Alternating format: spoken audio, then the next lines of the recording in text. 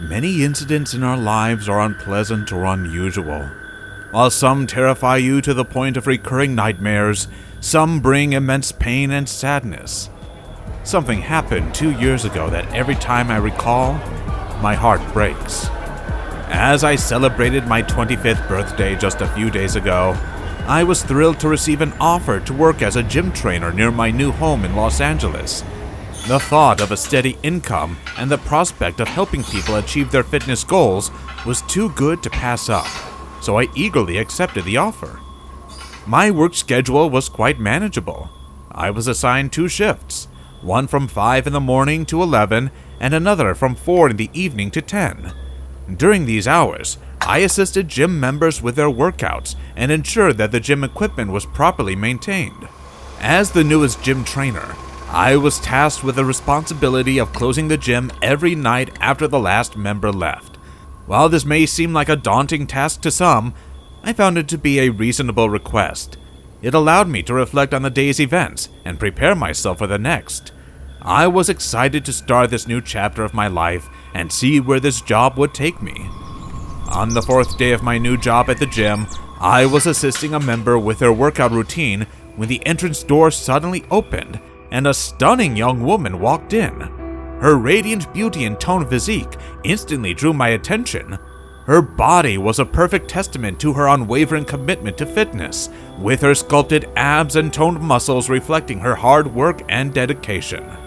I was surprised that I hadn't seen her during my first few days at the gym, and I could only assume that she had taken a brief hiatus before resuming her fitness journey with renewed vigor. Her eyes met mine for a few moments as she approached, silently acknowledging me as the new trainer. And then, she began her warm-up exercises, every move she made exuding grace and power. Some of the people halted their movements for a few moments and watched her in awe as she pushed through each set with effortless ease. Her sheer determination and focus captivated and inspired them. It was clear that she was not just a gym goer, but a true fitness enthusiast with a passion for living life to the fullest. It was a busy day at the gym, and I was keeping an eye on all the people around me. About 1.5 hours later, I glanced at her doing squats, probably her last set. As I turned my attention to help someone else, I suddenly heard a loud thud that made me jolt my head toward the noise. What I saw next shocked me. The girl had fallen, and her head was on the bar. I and other trainers rushed to her side to offer help. She was looking up at the ceiling in confusion, trying to understand what had just happened. Blood was dripping from a wound on her head, and I knew this was serious. Upon closer inspection, I noticed that her bar had about 70 kilos of weight on it, which made me realize that she might have overdone it and lost her balance while doing squats. It was a scary moment for all of us, but we quickly sprang into action and ensured that she received the necessary medical attention. We didn't have time to wait for an ambulance, so I immediately drove her in my car while another trainer carried her inside and accompanied me to the hospital. I was surprised the girl was calm while the other trainer lightly pressed a cloth to her wound to stop the bleeding. After arriving at the hospital, she was rushed to the emergency room. It was a relief that nothing was serious, and she was discharged after an MRI and dressing. As we stepped outside the hospital gate, she suddenly passed out, and we rushed her back inside. The doctors didn't believe it was serious and said it could be because of the blood loss and weakness, not the head injury. Still, we couldn't help but feel uneasy about it. She was unconscious for about an hour, so the doctor suggested they admit her. After filling out the formalities and paying the hospital fees, we returned to the gym and decided to call the person she had put on her emergency contact. We rummaged through the data and finally found the 2 emergency contact numbers she had put in last year, her mother and her boyfriend. I called her mother first, hoping she would come, but the response left me dumbfounded. "That whore is not my daughter. Let her die for all I care." And she abruptly disconnected the call. I briefly stared at the cell phone screen before punching in her boyfriend's number. His response wasn't positive either. "Why are you calling me? We broke up months ago, so she's not my responsibility anymore." We tried finding other contacts, but there was nothing.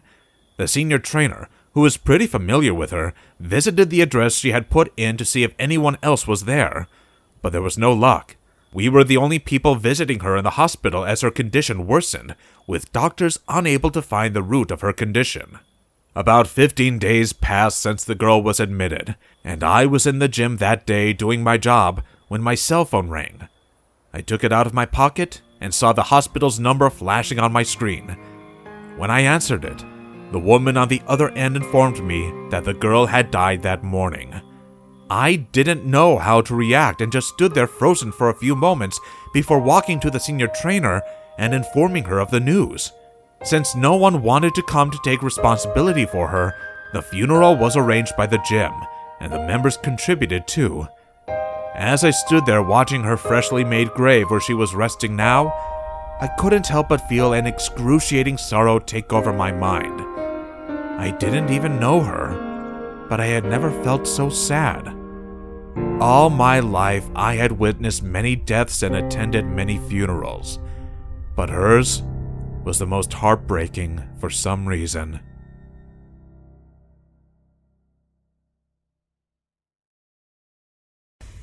Hey guys, thanks so much for all the support. If you haven't subscribed to the channel yet, please feel free to do so.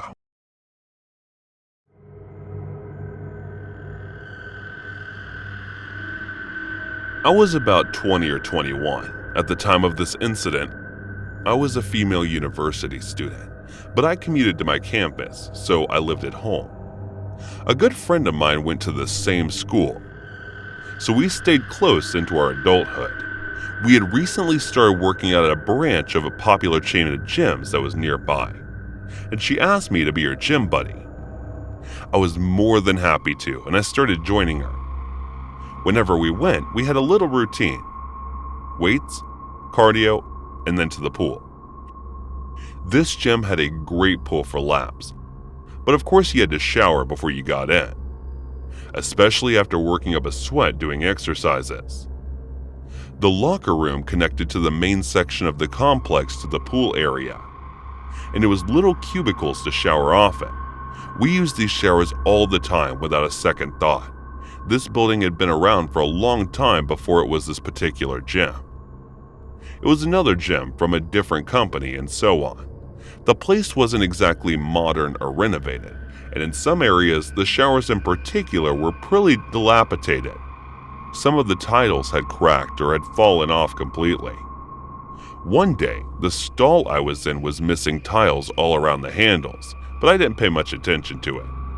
I figured it was only pipework back there. But that day, I got an odd feeling, so I bent down to look through the hole in the shower wall. Lo and behold, there was a pair of eyes staring straight back at me.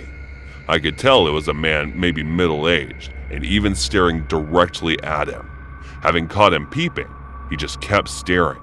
He never looked away, his gaze animalistic and intent. The hole went straight through to another room, presumably the shower in the men's locker room. I turned the shower head so I could hide in the corner and finished up out of his line of sight, and I promptly reported it to the staff. They were looking for him in the men's locker, but never found the culprit. I jogged my memory trying to recall if any particular person had been watching me in the gym that day, but it could have been any one of a dozen or so men I casually worked out next to you or in the same room. None the wiser. Within only a couple days, the staff had patched up the shower wall, so I'm glad it won't happen again to any other unsuspecting girls.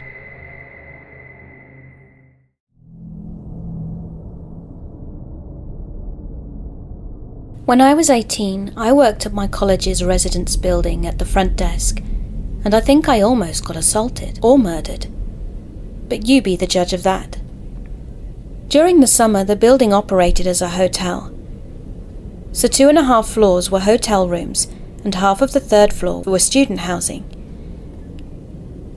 The whole building operated with a hotel swipe key system that was pretty outdated, and all the doors were powered by 4 AA batteries. If the batteries died, there was a decently lengthy process to replace them and reprogram the door. A dark-haired guy came to the front desk from inside the building while I was working an overnight shift at around 1 or 2 a.m. and said he'd left his keycard in his room. I made him a new one and made my first error of the night. Hotel guests could have as many room keys remade as they wanted, hypothetically. But students, however, were supposed to be given a temporary keycard and charged $2 to be returned when theirs is located. I gave him a new key for his room and asked if he was a student or a hotel guest, and he replied, student. At this point, I should have checked our system to charge his account, but I was caught up doing administrative duties and forgot. I used to trust people way too easily at this job, but quickly learned not to. Later on in the night, maybe around 3 or 4 a.m., he came to the desk again and said he couldn't get into his room. I asked if he'd forgotten his key again, and he said no, the door wasn't working. I asked if the light was coming on when he swiped his card, and he said no, so I figured the batteries were dead. I told him I'd have to change the batteries, and I went up to his room with him, and he asked me for my name, and I told him. But he didn't tell me his. I opened the room door manually with a master key, and told him I'd have to prop it open while I worked on the back panel to replace the batteries. No, it's okay, I'll close it, he said, and closed and deadbolted the door locked. Really weird, but I tried not to think about it. I had changed the batteries on plenty of other doors by this point, and some students were iffy about having their doors propped open for their room to be on display for anyone walking by. He also had a really thick accent, and I thought he might be an international student, since we had a lot of them from other countries where their English was not their first language. I gave him the benefit of the doubt and thought maybe it was also just a language barrier issue. At this point, though, I really felt like something was wrong, but I tried to ignore it so I didn't freak him out. While I was trying to focus on fixing the door as quickly as possible, he kept trying to entice me to go further into the room, saying his bed was broken and he needed me to take a look at it, and that there was something underneath it that needed to be fixed, etc. He held out a little gold house key and said, I have a key, go get it, and then threw it under the bed. He said there was a leak under the fridge. He just kept trying to get me down on the ground, throwing random problems at me. Obviously, I told him no. I'd send maintenance up in the morning to take a look if anything was broken. I had my back to him, and he asked me if I would take off my glasses. I said no, I need them to see. His tone of voice changed then, and in the most steady, chilling manner he said, Ella, it's okay, you can take them off. Then from behind me he reached around and tried to take off my glasses. I swatted his hand away, and in trying to remain composure said no thanks, I need to keep them on. Even though he was creeping me the hell out, I didn't want to be rude to him, and I didn't want to get in trouble if he'd complained about me, or risk upsetting him and having him yell at me. I got up to grab something from the door repair kit, and undid the door deadbolt and opened it up in the process. He then jumped towards the door to close it again, and told me to keep it closed. I told him no, I had to open it to start reprogramming it from the front.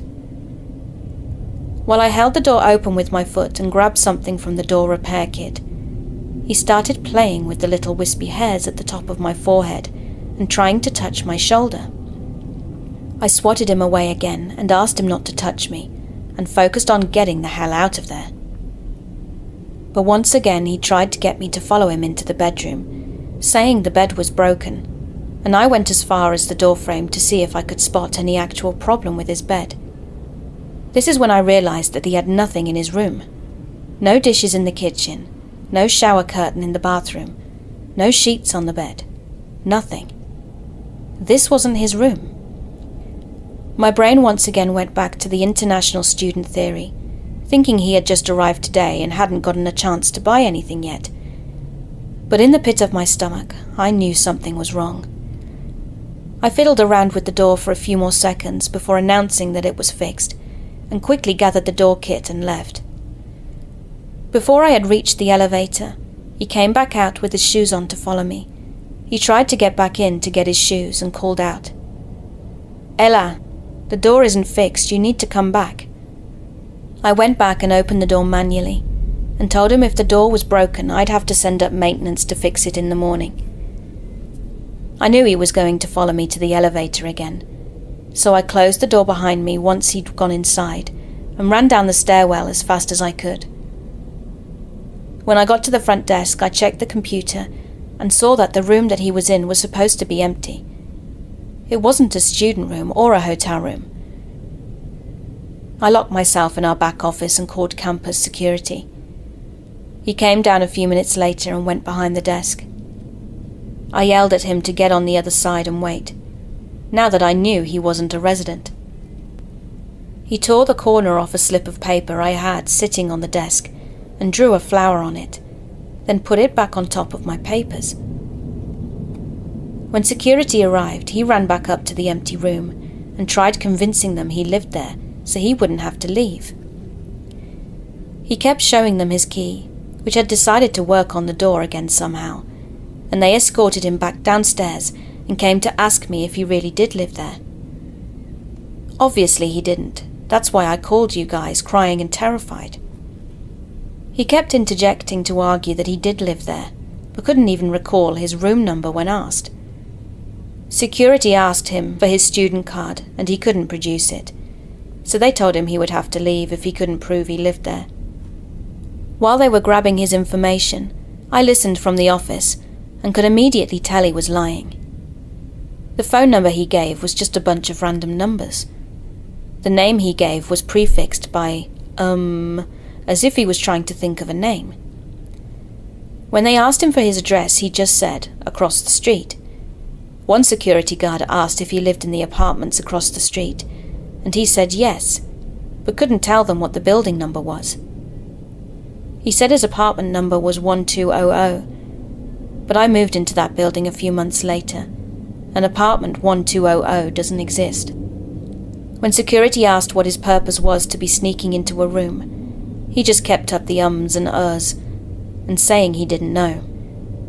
They'd ask, "Were you trying to see a friend? Do you know anybody who lives here?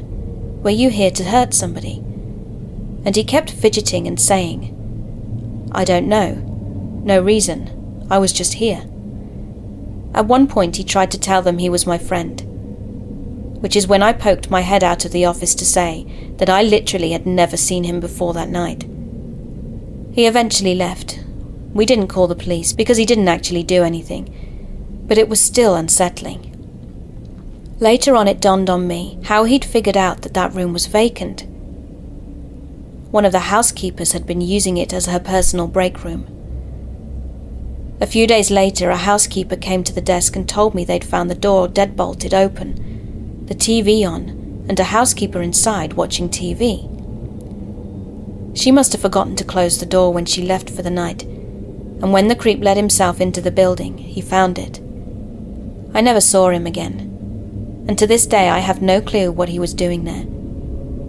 I haven't worked there since last winter, and overnight shifts still give me the heebie-jeebies.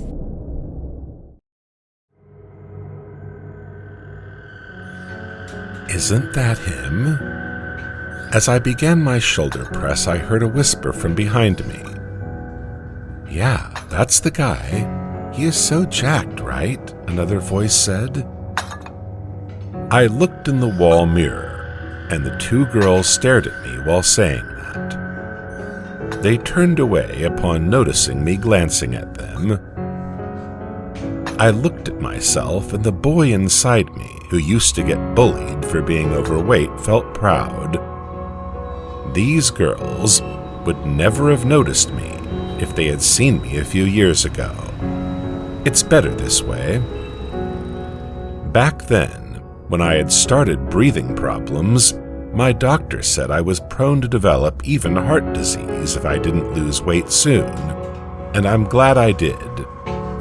I would have lost my life if I didn't choose a healthy lifestyle. I completed my sets and moved to the next exercise when a girl asked me for my number.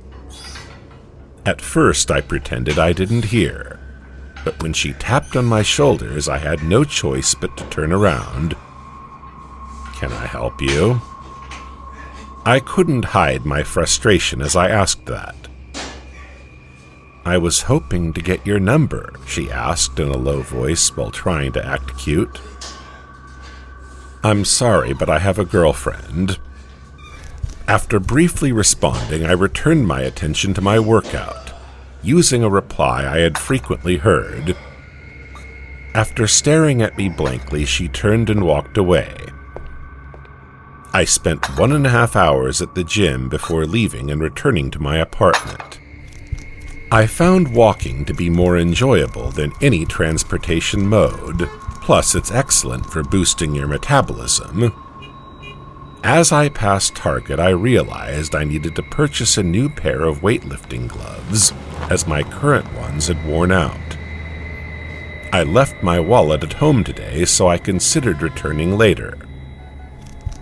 It took almost 11 minutes for me to reach my place, only to find the landlord standing outside, rubbing her chin with her thumb and forefinger. I couldn't tell if she was waiting for me or thinking of reconstructing the building. "Hello, Mrs. Janet, something bothering you?" I greeted her the moment her gaze shifted to me. Her face would always light up after seeing me, which was good. "It's just that I was thinking of selling the building, but I think the buyer is trying to rip me off," she said, as she scratched behind her ears. "What about tenants, then?" I had intended to relocate to a more prominent place since this one was a single-bedroom apartment, but I had not anticipated doing so this soon. "I talked to others. They don't have a problem, and it will take a while. There is no way I would sell my property for half the price." She smiled, her face creased with wrinkles, before turning and walking away. After taking a shower, I went to bed for a light nap, but I couldn't sleep because of all the calls from the office. I swear, everyone remembers me at once whenever I'm trying to sleep or doing something urgent. Now that my sleep was over, I headed to Target to purchase a few items, including a new pair of gloves. While I loved walking, I avoided overexerting myself, so I took my car. Halfway there, I noticed a black sedan following me through the rearview mirror. Initially, I assumed it was a mere coincidence, and that the vehicle driver was likely heading in the same direction as I was. But when the car took all the same turns as me, I started getting chills. I sped up and somehow managed to outdistance it. I parked my car and entered Target, where many people were occupied with creating TikTok videos. Avoiding all those cameras, I got to the workout equipment section and found a pair of gloves for myself. And now that I was here, I started shopping for a few other things I needed at home. I completed my shopping in just half an hour, and after paying for everything, I headed to the parking lot. When I put everything in the back seat, I was startled to see the same black sedan, parked at 3 cars distance. The engine was turned on, which meant someone was in there. I needed to return the shopping cart to the corral, but hesitated. Despite my fear, I gathered my courage and began pushing the cart. Suddenly, the car came speeding towards me as if the driver had lost control and nearly hit me. I ran in the opposite direction, leaving the cart. When it turned around to do it again, I realized that whoever was driving it was trying to kill me. I somehow managed to get inside my car and get away. Just when I thought I was out of trouble, I looked in the rearview mirror and saw it following me again. Why would someone do this? I couldn't think of anyone who would gain anything after killing me, neither family nor friends. None of them owned a black sedan either. So who was this person? Whatever the car, I was still terrified for my life. Not wanting to let them know my address, I continued to drive in circles, trying to shake the car off. My brain couldn't process clearly since I focused only on outrunning the driver. But then I realized what I would do once the fuel ran out, and I was reminded of the police. I dialed 911 and told them everything while asking for help. And it wasn't long before I was approached by 2 police cars. They asked me if I was okay, and when I talked to them, I noticed the car was no longer following me. After assuring me they would look for the vehicle and question the driver, I was instructed to go home.